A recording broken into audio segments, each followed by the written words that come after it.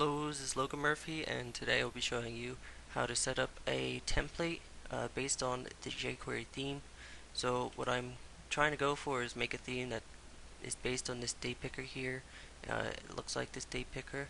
So what we're going to do is take this link up here, paste it up here, and we'll have this web page here.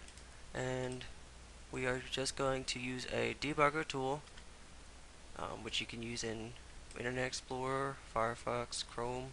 I'm just using Internet Explorer because it's built in. The first thing you want to do if you're using Internet Explorer, this refresh button, and then you can click on this, and you'll see all of these classes over here. So what we're going to do is create a template file, and we're just going to make new JSP file, template.jsp. And since this is going to be our template, we want to clean it up a little bit.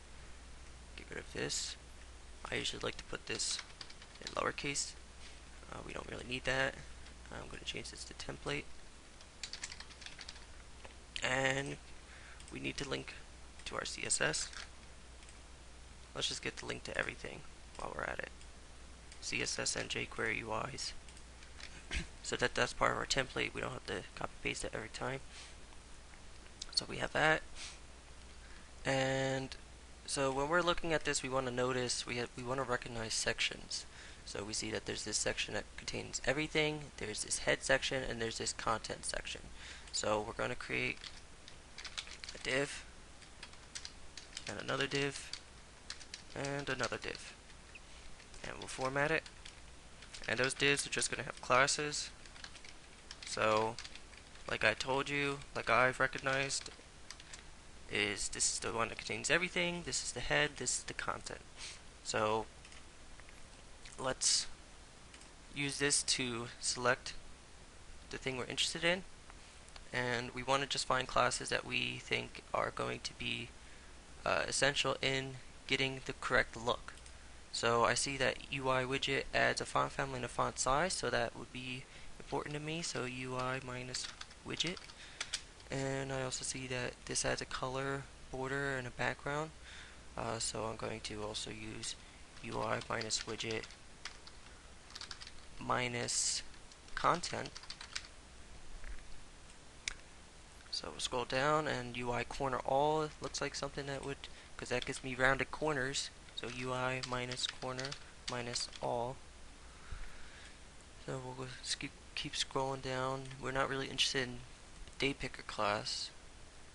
Okay, that looks like all the classes we would need, and let's just, for now, let's put something in here. So shop content.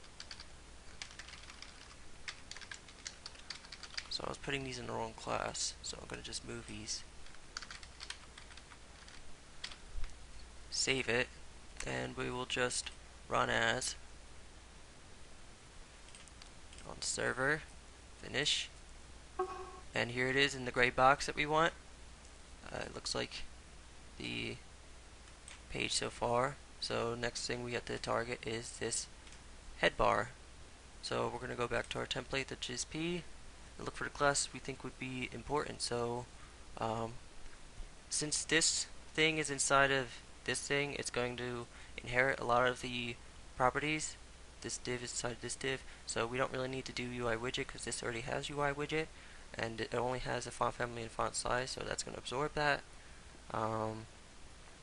Keep going down. So here's widget header, so that's what's giving it its the properties that we want. Widget header. Scroll down, see what else we're interested in. So there's also a corner all for this. So UI minus corner minus all. Now this isn't inherited, so we have to add it ourselves. We keep scrolling down, and it seems like that's everything for that section, so we'll save it, and we will come back here and refresh, and here's our head bar. Now there's some things that we did miss. For example, there's a spacing that comes between this and this, so we have to figure out how big that spacing is. So we'll use this, we'll assume that it's on this, whatever is giving it the space, and we're just going to look for either a padding or margin, and that'll be the thing that's changing it. So we see that this has a padding top and right. So we're just going to take that 0.2, cut it or copy it, and we'll go back to here, and we will add a style. Type equals text / CSS, and for now it'll be inline. Eventually I'll externalize it, and we will give this an ID,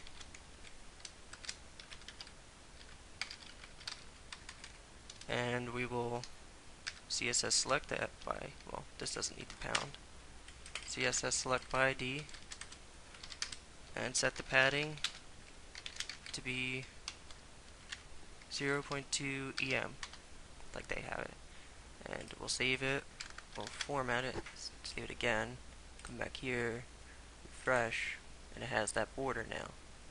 That's the border we're looking for. So let's maximize it a little. Let's make it show a little bit more. So it has the border we want, it has this content section. Now this content section might be, it looks like it's a little bit offset over the top.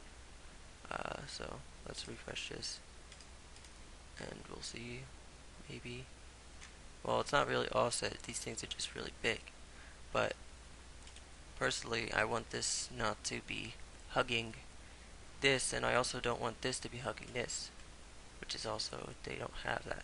So you see there's some kind of a padding here as well. So we will take a closer look at this element here, the orange box, and see what kind of padding that has, if any. So here's padding, it has the exact same padding. So we're just going to give that an ID, header, we'll just call it, and this will also be applied to the header. So we'll come back here and we'll refresh it. Now that has a padding, and I would also like to add a padding, only because right now the shop is a little bit more right than content is, so I'm going to add padding to the content. So I'm going to call this content, and I'll also CSS select pound content, and then we'll maximize this, come back here, refresh it, so it has that offset now. Okay, so we have what's looking like a pretty good template. So let's have a separate selector here that will set the width to be 800 pixels. This is just preference, and margin to be auto. And we'll also set the content min height to be 600 pixels. Save it, and we will come back here and we'll refresh it. And this isn't really good for showing margin auto, so we're just gonna have to come here, come here. So we notice that it's really big, so we have to find out why it's really big. So we are going to look. We could actually use the debugger and figure it out, so let's do that. So we're going to see what the width is actually coming out to be, and it doesn't seem to be getting a width, and it's because I'm setting it to content when it's supposed to be container. So that's something that I did wrong. So here it is. We have our template now, and we will make it better in the next video. I'm Logan Murphy. I'll see you next time.